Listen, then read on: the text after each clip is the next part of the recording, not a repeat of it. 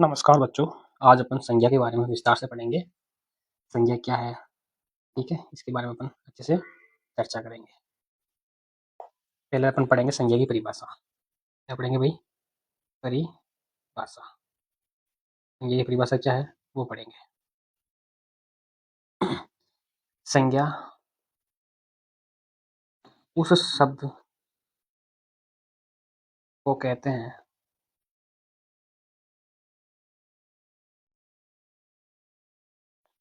जिससे किसी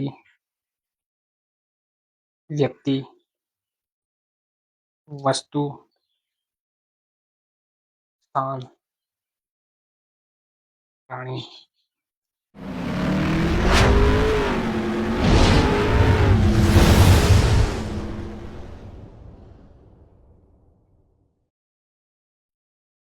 या गुण का बोध होता है।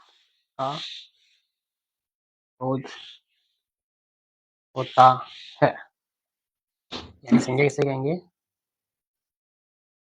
संज्ञा उस शब्द को कहते हैं जिससे किसी व्यक्ति, वस्तु, स्थान, प्राणी, भाव या गुण का बोध होता है।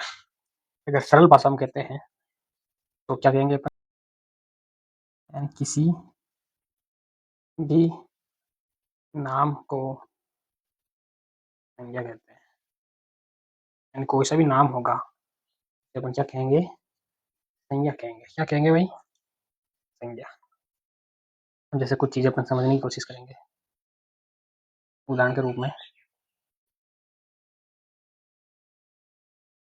जैसे व्यक्ति ढूंढो इसमें। राम, सीता, श्याम, ये क्या सभी व्यक्ति के नाम है, तो ये भी क्या हो गए? संज्ञा हो गए। जैसे वस्तु में जैसे पुस्तक, कलम, मेज, ये भी सभी क्या हो गए? वस्तुओं के नाम हो गए। जैसे स्थान के नाम लेते हैं। स्थान में दिल्ली हो गया, जयपुर हो गया, भारत हो गया, ये किसी स्थान के नाम है। जैसे प्राणी में जैसे गाय हो गई, घोड़ा, मनुष्य, ये सभी क्या हो गए? प्राणियों के नाम हो गए।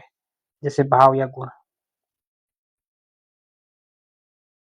जैसे जवानी, बचपन, ईमानदारी,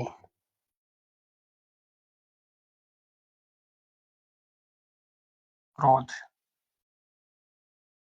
ठीक है, ये सारे क्या हो गए? इनके उदाहरण हो गए। जैसे अपन किसी व्यक्ति का नाम है तो राम, सीता, श्याम, वस्तु का नाम है तो पुस्तक, कलम, मेज, स्थान का नाम है तो दिल्ली, जयपुर, भारत, प्राणी का नाम है तो गाय, घोड़ा, मनुष्य, और भाव आदि का नाम है तो जवानी, बचपन, ईमानदारी, क्रोध। ठीक है, यहाँ तक समझ आया आपको? वो अपन पढ़ेंगे संज्ञा के प्रकार। और संज्ञा के प्रमुख प्रकार कौन कौन से हैं वो पढ़ेंगे। तो संज्ञा के कुल कितने प्रकार होते हैं भाई? कुल प्रकार 5। कितने हैं भाई? 5। पहला कौन सा है? पहला व्यक्तिवाचक संज्ञा। दूसरा आपके हो गया जातिवाचक संज्ञा।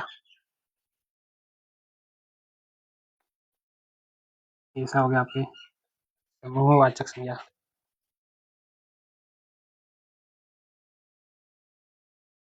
चौथा हो गया आपके द्रव्यवाचक संज्ञा।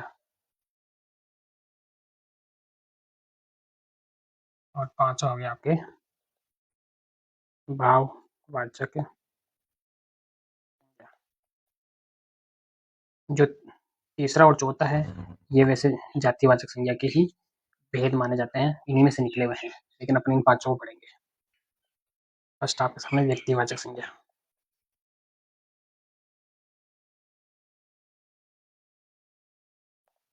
व्यक्तिवाचक संज्ञा में क्या आ रहा है? इसकी परिभाषा पढ़ेंगे तो अपन क्या लिखेंगे? किसी भी या किसी विशेष व्यक्ति, स्थान या वस्तु के नाम का बोध कराने वाले जो भी शब्द होंगे वो क्या होंगे? व्यक्तिवाचक संज्ञा के नाम होंगे। जैसे उदाहरण हो गए आपके सामने जयपुर, रामायण, राम, ये सभी क्या हो गए? व्यक्तिवाचक संज्ञा के स्वरूप हो गए।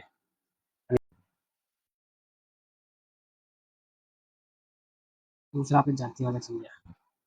जातिवाचक संज्ञा, इसमें देखिए आप परिभाषा देखेंगे आप, किसी प्राणी या वस्तु की पूरी जाति का बोध होता हो। उदाहरण जैसे घोड़ा, घोड़ा क्या करता है? पूरी जाति को बोधित करता है। फूल, फूल भी सभी फूलों को बोधित करता है। मनुष्य, मनुष्य भी सभी मनुष्य को बोधित करता है। ठीक है। फिर तीसरा समूहवाचक संज्ञा, इसकी परिभाषा देखेंगे। व्यक्ति या वस्तु के समूह का बोध कराने वाले शब्द, समूह का बोध होता हो या बोध कराने वाले शब्द। इसमें क्या हो जाएगा आपके उदाहरण?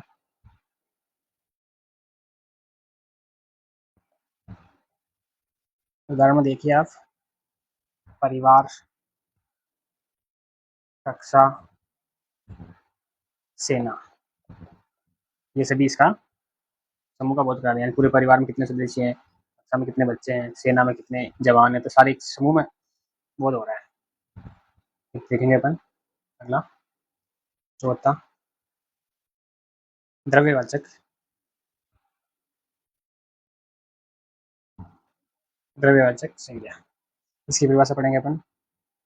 जो द्रव्य या पदार्थ का बोध कराने वाले शब्द। ठीक है। इसके उदाहरण देखेंगे अपन। जैसे पानी, पानी भी एक द्रव्य है, पदार्थ है। लोहा, लोहा भी एक द्रव्य है, पदार्थ है। और तेल। ठीक है। फिर अगला पांचवा,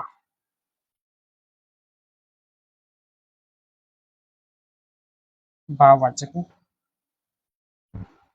संज्ञा। इसमें देखेंगे अपन भाववाचक संज्ञा में किसी गुण, दोष,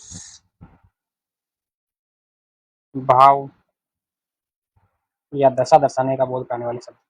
दशा का बोध कराने वाले शब्द। इसके उदाहरण देखेंगे अपन। इसके उदाहरण हो गए जैसे बचपन,